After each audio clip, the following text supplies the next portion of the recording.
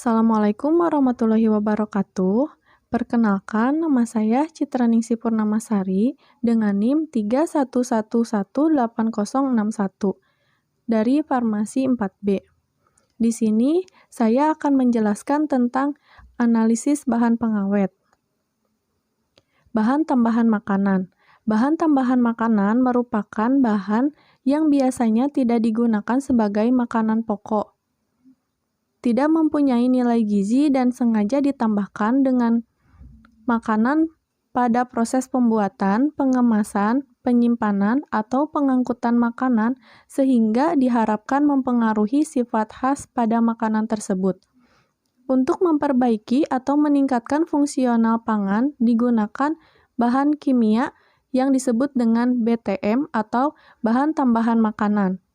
Kebijakan keamanan pangan atau food safety dan penggunaan gizi nasional atau food nutrien yang merupakan bagian integral dari kebijakan pangan nasional termasuk penggunaan bahan pangan makanan. Yang selanjutnya yaitu fungsi bahan tambahan makanan. Yang pertama yaitu meningkatkan nilai gizi makanan, yang kedua memperbaiki sensori makanan seperti warna, rasa, bau, dan tekstur yang berkurang akibat pengolahan pada penyimpanan. Yang ketiga yaitu memperpanjang umur simpan makanan. Bahan pengawet. Menurut Peraturan Menteri Kesehatan Republik Indonesia Nomor 722 Tahun 1988, pengawet merupakan bahan tambahan pangan yang mencegah atau menghambat fermentasi, pengasaman, atau peruraian lain terhadap pangan yang disebabkan oleh mikroorganisme. Dalam peraturan ini, terdapat 26 jenis pengawet yang diizinkan digunakan dalam makanan, seperti asam benzoat, asam propionat, asam sorbat, belerang dioksida, dan lain-lain. Penggunaan pengawet harus mengikuti dosis yang telah ditetapkan. Definisi lain dari bahan pengawet adalah senyawa atau bahan yang mampu menghambat, menahan, atau menghentikan, dan memberikan perlindungan bahan makanan pada proses pembusukan. Keuntungan dari bahan pengawet pada makanan yaitu dapat dibebaskan dari mikroba baik yang bersifat patogen maupun non-patogen.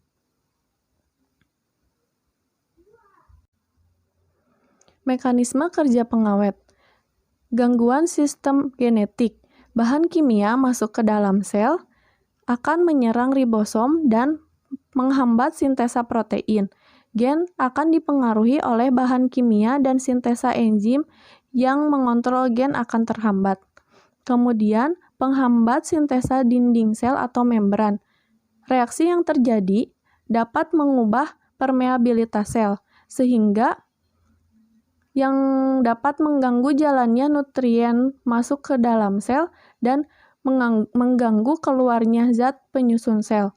Kerusakan membran sel dapat terjadi karena adanya reaksi antara bahan pengawet dengan sisi aktif atau larutnya senyawa lipid. Kemudian penghambat enzim. Perubahan pH naik turun akan menghambat kerja enzim dan menghambat perkembangbiakan mikroorganisme. Kemudian terakhir peningkatan nutrien esensial. Mikroorganisme memiliki kebutuhan nutrien yang berbeda-beda. Karena itu, pengikatan nutrien mempengaruhi organisme. Apabila organisme membutuhkan sedikit nutrien, maka nutrien diikat akan lebih sedikit. Kerja asam sebagai bahan pengawet tergantung pada pengaruh terhadap pertumbuhan mikroorganisme seperti bakteri, hamir, atau kapang yang tumbuh pada bahan pangan. Penambahan asam dapat menurunkan pH yang disertai naiknya konsentrasi ion hidrogen atau H+. Asam digunakan sebagai pengatur pH sampai pada harga yang bersifat toksik untuk mikroorganisme dalam bahan pangan. Efektivitas suatu asam dapat menurunkan pH tergantung pada kekuatan, yaitu derajat ionisasi asam dan konsentrasi, jumlah asam dalam volume tertentu, misalnya molaritas. Jadi, asam kuat lebih efektif dalam menurunkan pH apabila dibandingkan dengan asam lemah dan konsentrasi yang sama.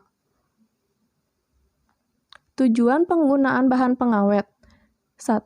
Menghambat pertumbuhan mikroba baik yang bersifat patogen maupun non-patogen. Yang kedua, memperpanjang umur simpan. Yang ketiga, tidak menurunkan kualitas gizi, warna, citra rasa, dan bau pangan yang diawetkan. Keempat, tidak untuk menyembunyikan keadaan pangan yang berkualitas rendah. Kelima, tidak menyembunyikan bahan yang salah atau tidak memenuhi syarat.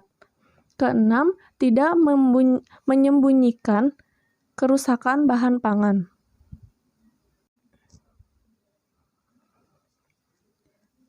Asam benzoat atau C6H5COOH digunakan untuk menghambat pertumbuhan mikroba dalam makanan. Bahan pengawet ini sering digunakan untuk bahan makanan yang bersifat asam, terutama saus tomat. Asam benzoat juga sering digunakan untuk pengawet pada kosmetik. Asam benzoat bekerja sangat efektif pada pH 2,5 sampai 4,0 untuk mencegah pertumbuhan hamir dan bakteri. Penggunaan asam benzoat dalam bahan tambahan makanan dengan kadar berkisar 0,06% sampai 0,1%. Asam benzoat memiliki toksisitas yang rendah. Asam benzoat dapat dideteksi dengan menambahkan bereaksi FeCl3, kemudian akan membentuk warna salmon jika mengandung asam benzoat. Natrium benzoat. Natrium benzoat sering digunakan pada produk pangan makanan maupun minuman dan produk bakteri. Konsentrasi natrium benzoat pada berbagai produk, yaitu seperti pada minuman berkarbonasi dengan konsentrasi 0,03 sampai 0,05%. Kemudian pada sirup 0,1%, pada kecap 0,1%, pada salad buah 0,1% dan lain-lain. Bisa dilihat pada tabel berikut. Kemudian tabel kedua yaitu terdapat batas maksimum penggunaan asam benzoat dan natrium benzoat di Indonesia. Untuk asam benzoat, jenis bahan makanan seperti kecap dengan batas maksimum penggunaan 600 mg per kilogram. Pada natrium benzoat sama dengan batas maksimum pada kecap yaitu 600 mg per kilogram. Untuk contohnya, yang lain dapat dilihat pada tabel di layar. Boraks atau natrium tetraborat dekahidrat. Boraks berbentuk padat dan jika larut dalam air akan menjadi natrium hidroksida dan asam borat. Bahaya boraks identik dengan bahaya asam borat. Boraks digunakan dalam pembuatan mie basah, lontong, bakso, dan pembuatan kecap. Toksisitas pada asam borat menyebabkan keracunan seperti gejala yang timbul yaitu mual, muntah, diare, sakit kepala, dan syok.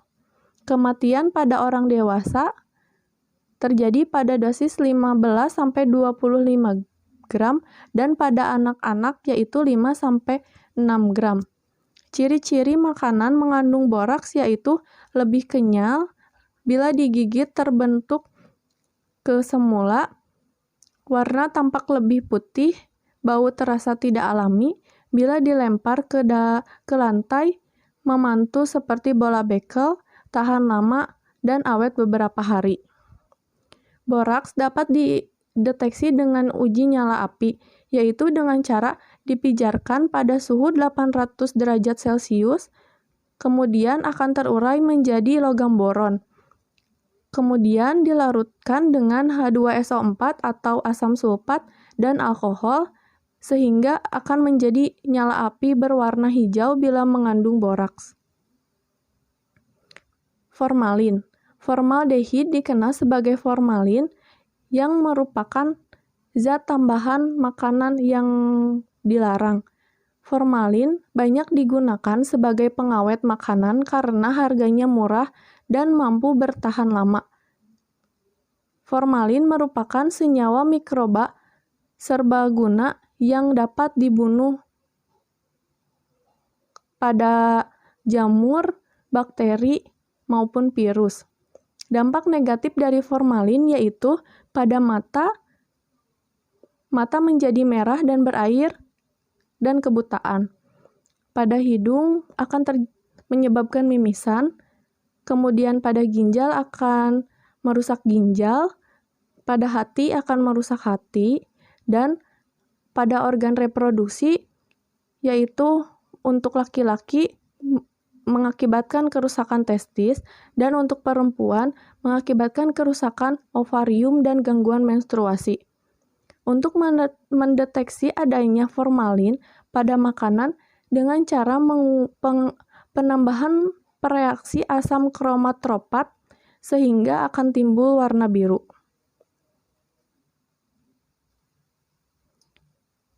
Dan ini untuk referensi yang saya ambil.